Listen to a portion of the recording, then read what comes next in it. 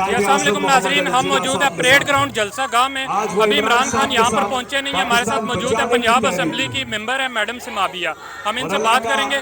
Madam, Punjab assembly से भी बहुत सारे कारकुन मुनरिफ हुए हैं आपके पीटीआई के। आपको भी कोई ऑफर आई थी कि पार्टी छोड़ दें इमरान खान को?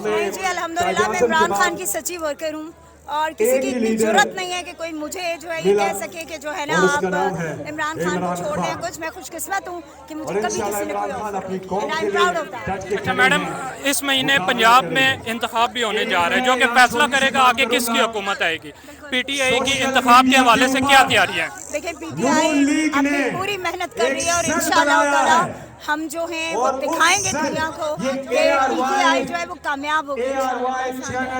धांधली को रोकने के लिए पीटीआई क्या कर रही है पंजाब? देखिए, डेफिनेटली टेलीविजन पर हम लोग अपने तमाम एफर्ट्स जो हैं वो हम कर रहे हैं और आप लोग देखेंगे कि इंशाल्लाह इस दफा हम इनकी इन धांधलियों और उसके बावजूद हम इंशाल्लाह बड़ी कसीर तादाद से जीत के आएंगे। मैडम, अगर इसके बावजूद भी पीटीआई सीटें ना निकाल सकी, जो कि एक बात गश्त भी है कि पीटीआई को सिर्फ 5 सीटें दी जाए, उसके बाद पीटीआई का क्या लाया अमल होगा? एक बात याद रखना, जो भी कुछ कह रहे ये तो तब भी कहते थे कि दंगा पार्टी है, ये वो पार्टी है जो कभी भी 10 लोग नहीं इकट्ठे कर सकती।